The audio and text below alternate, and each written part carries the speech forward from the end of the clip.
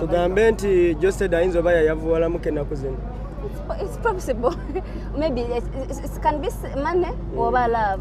Oh. One of the two. So depression. Ani. Musonga za love. Mulaba nani? Nze sina love. Love yagwa. I don't know. I think he had a girlfriend or something. Bali mu mawulire. I don't know.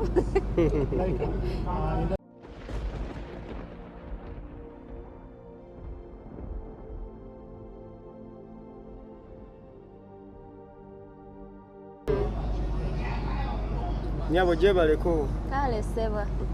Nawe jebaleko. Kale. Laika music igenda kitya? Thank you.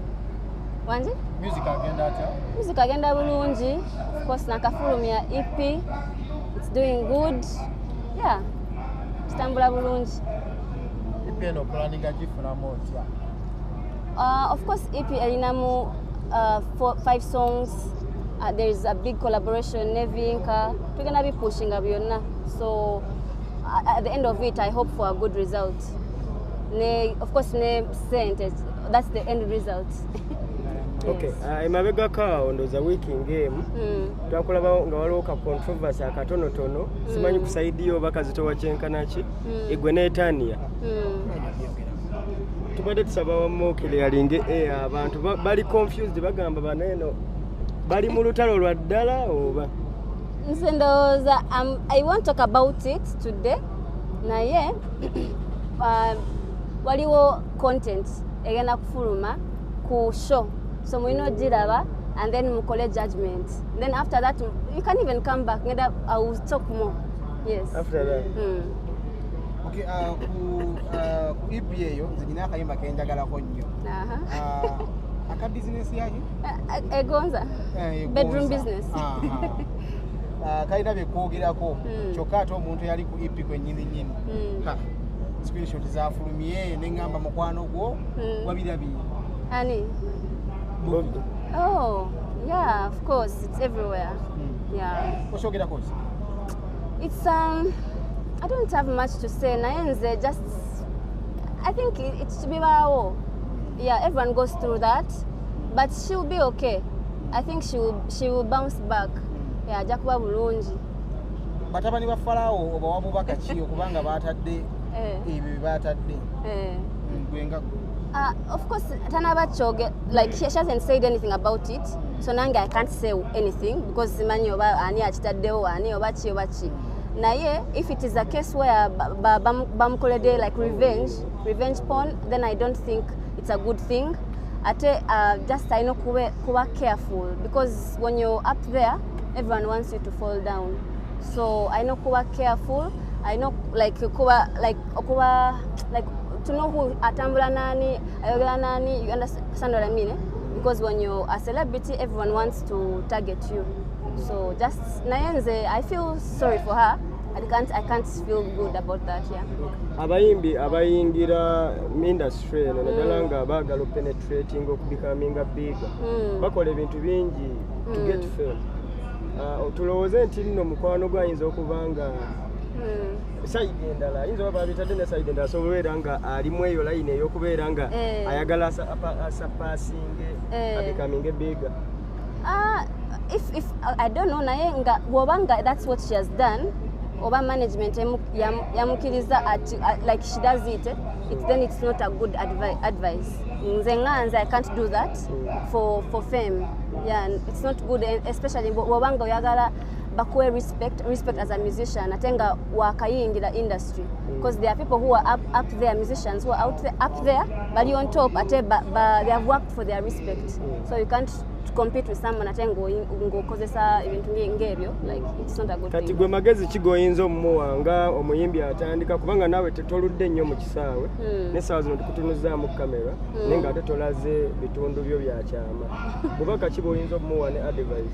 I would just, like I said, I know kubeera careful and also just to pray to God. Yeah, if she believes in God, yeah. Laika, just the mukwano omumanyi just mumanyi si mukwano gwange like so much, but I know him, yeah. Essaawa zino embeera gy'alimu wali omukubideko kasimu okumanya embeera gy'alimu because yavuddeyo ku social media nalaga nti ali mu depression. Yeah. Gwe wali omunyize ku biwundu ebyo wali omanye nti ali mu mbeera eyo. I didn't know, but Chibawo, like especially musicians, we're always going through depression. But you have to just be strong. Yeah, so I think Wawanga inaba bamikwano, like there's who are close to him, who care about him, they should check on him. Depression. Of course, industry yafe, it's not good, it's not like so lucrative. Tetua sente nyingi. That's the number one thing. We put in a lot of effort nete tufuna musente. So yeah. Tugambe nti Josted ayinza oba yayavuwala muke naku zino. It's possible. Maybe it can be money or love. Yeah. One of the two. So depression. Ani. Musonga za love. Mulaba nani? Nze sina love. Love yagwa. Yeah. I don't know. I think he had a girlfriend or something. Bali mu mawulire. I don't know. Laika, endabika y'omuyimbi omukyala engeri okuyamba mu kariya y'okusituka katugamba yanyirira alina omulungi kirina kubeera ku talent yoga.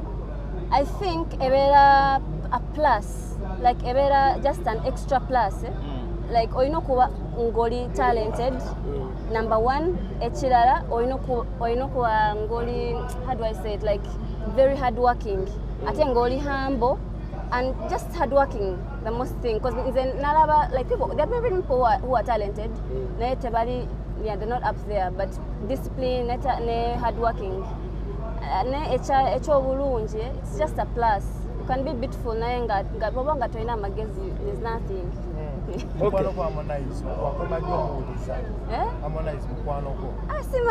don't know. Because we have friends and some friends we don't talk to them all the time. Ali busy nange busy. And oza mutinga gwengo muyimbi mwetaganya tokumera ku kido because at one point mba mukoze oluyimba biza kubera big banga. Yeah, but I don't know, it can or it cannot happen because he's a big artist. He's a big star. So you just have to wait. Okay, embaga yaddi mukwano. Embaga? So I don't know. I'm single. I'm also waiting for a proposal. Really? Okay. Mukwano go Yagenze. Waliwo ebizibu byamutuuseeko ng'ali sayidi za Arua. Abantu ne bonoona obutebe. Olowooza promoter alina kukwatagana ate n'omuyimbi. Kumuwa balance before kuyimba oba after kuyimba. I think I know more deposit before. And then after that, by no more setting at another genda up stage. Was there not a people at these days? Of course, promoters just bakola marketing. Yeah. Gravity.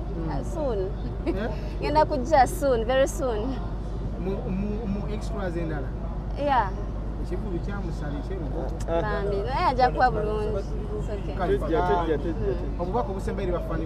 Thank you so much for supporting Laika Music. Thank you for watching me on Kampala Cream. Music support me more on my music. Yeah, thank you so much. Okay, thank you.